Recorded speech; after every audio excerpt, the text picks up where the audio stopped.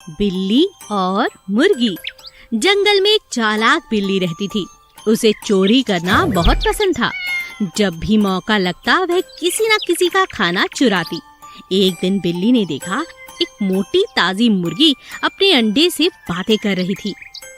मेरे प्यारे बच्चों, जल्दी जल्दी बाहर आओ। मैंने बहुत से मीठे मीठे दाने तुम्हारे लिए जमा करके रखे हैं।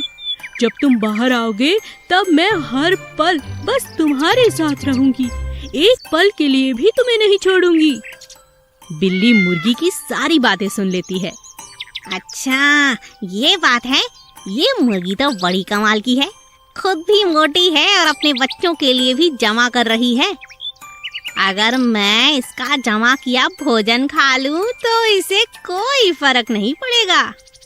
बिल्ली ने मुर्गी पर पूरा दिन नजर रखी और मौका मिलते ही सारे दाने खाने के लिए वहां पहुंची। मुर्गी बहुत समझदार थी।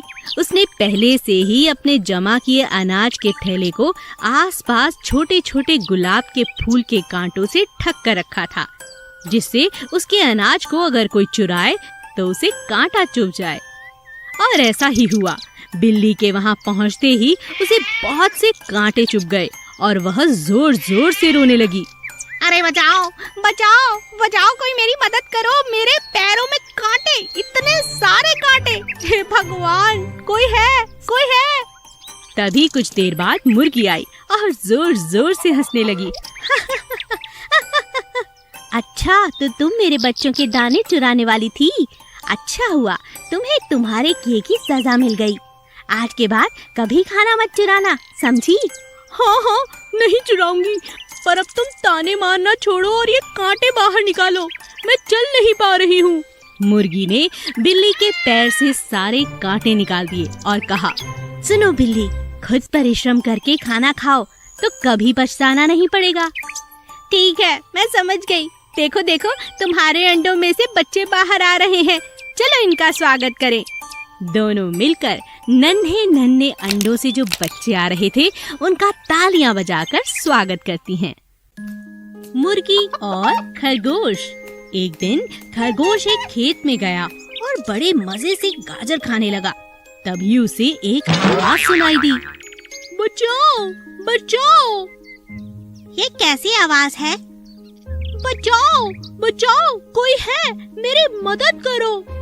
अरे, ये तो मुर्गी की आवाज है। जरूर मुर्गी किसी मुसीबत में है।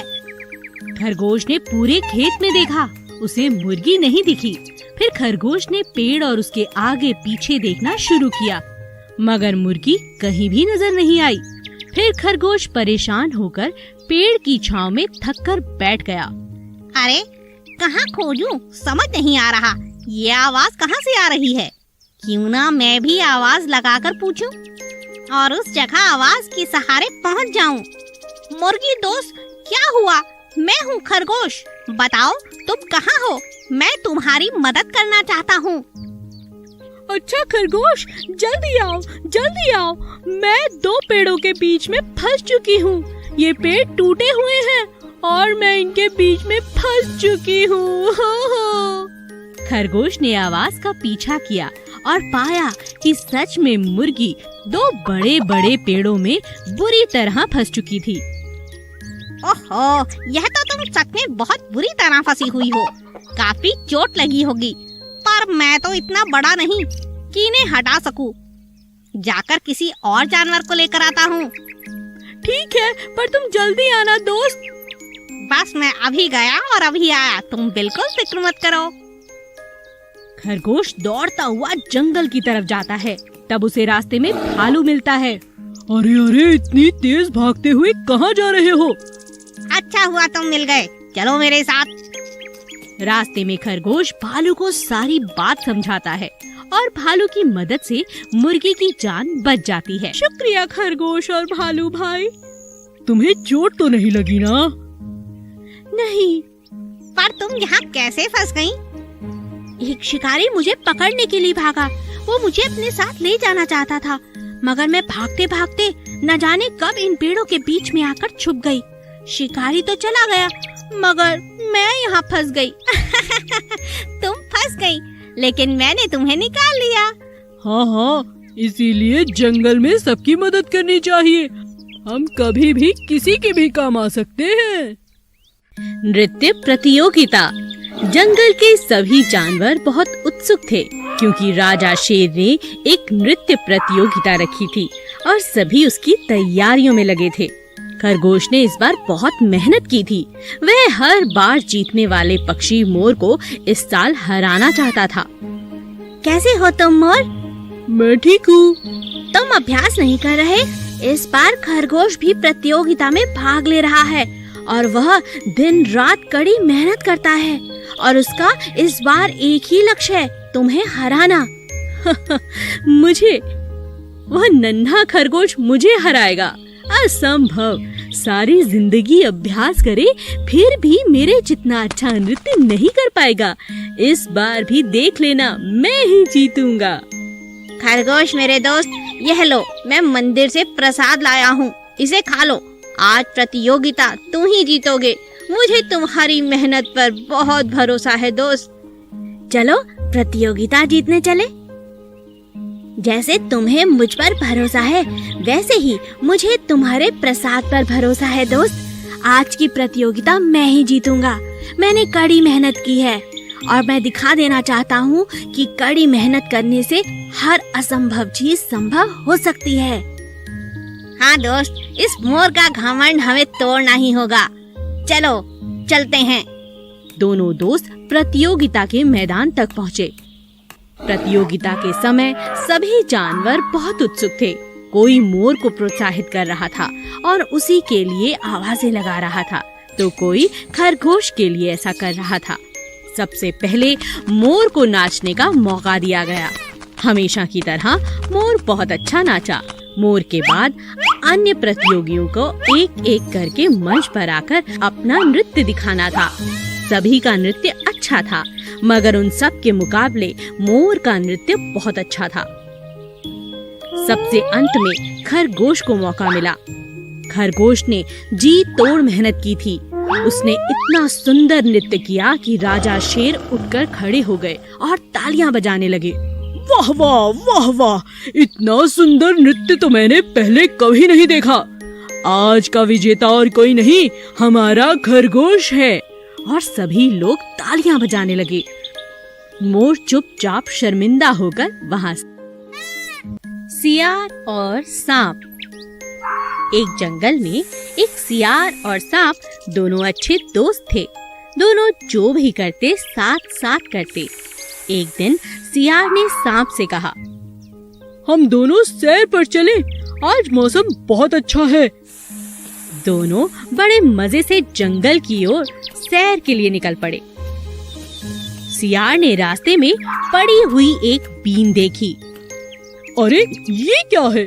कोई लकड़ी का टुकड़ा है या कुछ और? ये गोल गोल लग रहा है।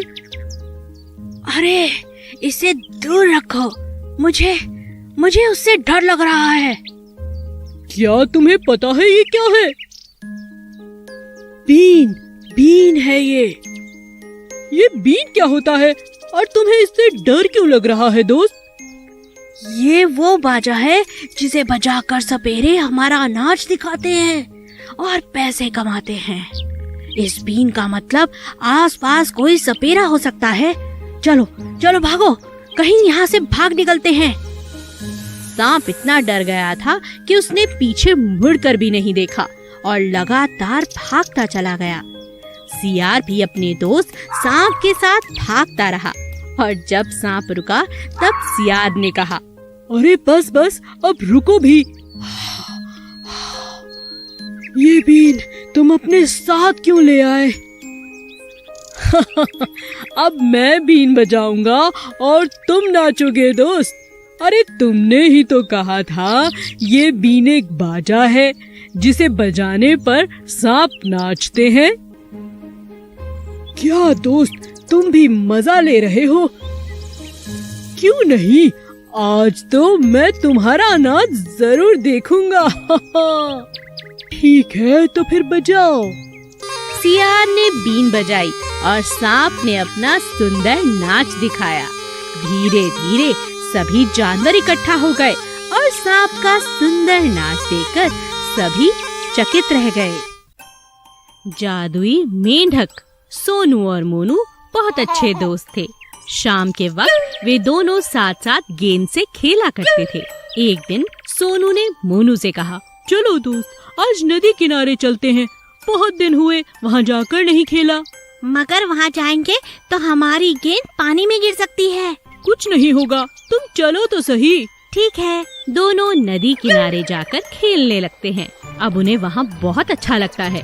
सोनू, कल से रोज यहाँ आएंगे। सचमुच बहुत अच्छा लग रहा है। दोनों दोस्त ने तय किया कि अब वो रोज यहीं आकर खेलेंगे। कुछ दिन तक सोनू मोनू वहीं जाकर रोज खेलने लगे। पानी में एक जादुई मेंढक रहता था जो उन्हें हमेशा देखकर खुश हुआ करता था। काश मैं भी इनके साथ खेल सकता। बड़ी ही मजेदार गेंद है, मगर मैं इनके साथ कैसे खेलूं? एक दिन सोनू खेलते समय मोनू से कहने लगा, ध्यान से दोस्त, कहीं गेंद को पानी में मत फेंक देना। हमारे पास और गेंद नहीं है। अचानक कुछ देर बाद मोनू से गेंद पानी में जा गिरी। अरे तुमने ये क्या किया? अब हम क्या करेंगे? अचानक मेंढक को मौका मिला। मेंढक ने गेंद को सोनू मोनू को वापस लौटा दिया। अरे ये कैसे हो सकता है? अरे दोस्त देखो, हमारी गेंद वापस आ गई। दोबारा फेंक कर देखूं? नहीं नहीं, अगर फिर न लौटी तो? कुछ नहीं होगा। सोनू ने दोबारा गेंद को पानी में फेंका। फेंकते ही वापस मेंढक ने गेंद को बाहर कर दिया। अरे ये देखो, हमारी गेंद फिर से वापस आ गई। कौन है पानी में? कौन है जो हमारी गेंद वापस कर रहा है? मैं हूँ। मैं तुम्हारे साथ खेलना चाहता हूँ। मैं हूँ जादुई मेंढक। मुझ में बहुत सी शक्तियाँ हैं। मैं तुम्हारे साथ खेल सकता हूँ, पेड़ पर चढ़ सकता हूँ और बहुत कुछ कर सकता हूँ। क्या सच में? तुम तो बड़े मजेदार हो। आज से हमारे साथ खेला करो। तुमने हमारी सबसे अच्छी गेंद हमें लौटाई है। आज से तुम भी हमारे दोस्त हो। जरूर। जादुई मेंढक सोनू मोनू का दोस्त बन चुका था। अब जब भी उन्हें खेलना होता वे नदी किनारे ही आते, और जब भी नदी किनारे आते और पानी में गेंद चली जाती तो जादुई मेंढक उनका अपना दोस्त उसे वापस कर देता। प्लीज